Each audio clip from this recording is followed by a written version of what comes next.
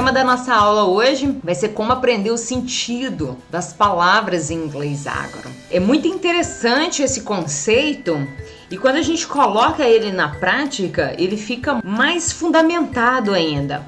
Eu costumo comparar muito esse processo de como aprender o sentido das palavras em inglês, especialmente do agro, como camadas de compactação. Você vê uma vez e é uma coisa, ela é nova para você. Depois você vê de novo, ela começa a ficar bastante similar. Depois você vê de novo, a camada começa a formar e assim vai.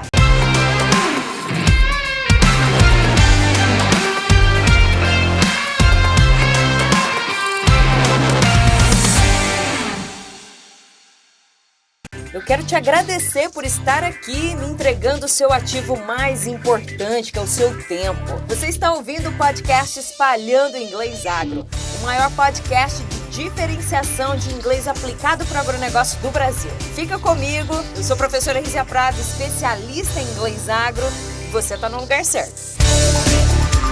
Sejam bem-vindos à aula de hoje. Essa aula hoje vai ser bem objetiva, bem prática. Eu tenho muita coisa para passar, muita dica mesmo. Vamos lá. Por que eu falo que as palavras não têm sentido? Se você for para Goiás, por exemplo, a gente fala né?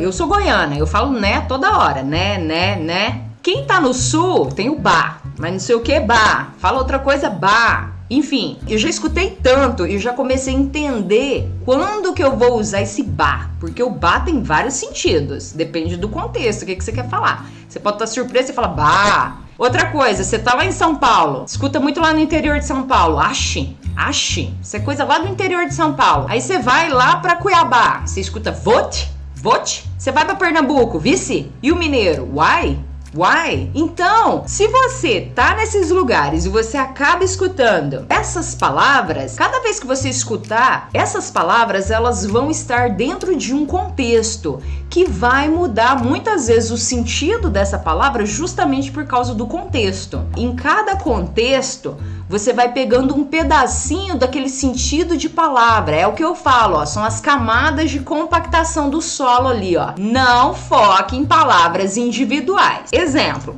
a palavra ponto. Chega um estrangeiro e pergunta pra você, ó, what does it mean? Isso aqui, ó, é uma estrutura de frase que significa o que significa. Por exemplo, o estrangeiro chega aqui no Brasil e fala assim, what does it mean ponto? Vou dar um exemplo, né? What does it mean ponto? O que significa ponto? E aí você chega pra ele e fala assim, ponto, it's a point. It's like when you're talking about something and you stop the sentence and you put a period. Quando você tá conversando e você quer parar um assunto, uma frase, você coloca um ponto. Aí ele tá lá no restaurante, aí ele escuta assim, ó, qual que é o ponto da carne que você quer? Aí ele fala, mas ponto não tem nada a ver com escrever frase. Aí você fala pro estrangeiro assim, ó, eu tô indo pro ponto de ônibus. Ele fala, mas ponto de novo? Agora ponto de ônibus? Como assim? Que ponto é esse? E aí ele vai e escuta de novo, ponto de vista, ponto de exclamação, ponto final. Olha o tanto de quantidade de ponto que tem. Então como é que eu vou definir a palavra ponto? Como é que eu vou dar sentido pra palavra ponto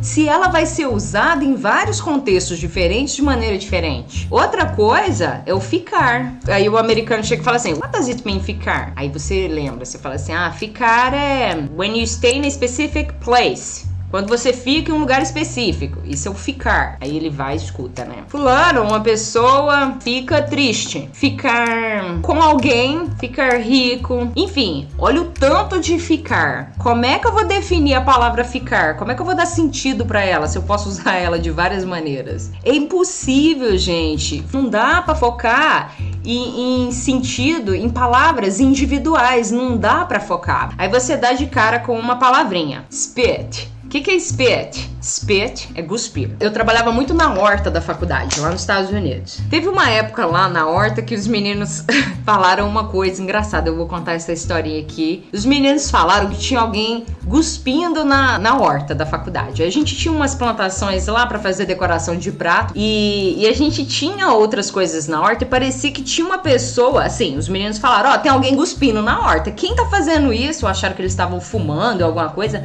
Para de ficar cuspindo na horta. Como que a gente diz em inglês cigarrinha das pastagens. Spittle Bug. O que acontece? Não tinha ninguém cuspindo na horta. Gente, é a cigarrinha das pastagens. Ah, agora eu entendi! Fica aquela espuminha, aquele foam na horta, na lavanda que a gente tinha lá na horta. A gente tava com um surto lá de cigarrinha das pastagens e ninguém sabia, né? Eu falei essa história do spit, do cuspir, pra entrar aqui na sua cabeça, ó, pra você nunca mais esquecer. Então, eu já fiz um boom, ó, já foi uma camada, ó, bem levezinha de compactação aqui, ó. A primeira camadinha chegou. Aí eu falo do spittle bug. Aí eu vou e falo que a gente tem um surto de cigarrinha. There's a spittle bug infestation in my crop. Tem uma infestação de cigarrinha das pastagens na minha cultura. Isso aqui, ó, não importa se tem verbo, se tem artigo indefinido, se tem substantivo, não importa o que tem aqui. Essa frasinha aqui, ó, vai significar isso, ó. There's a spittle bug infestation.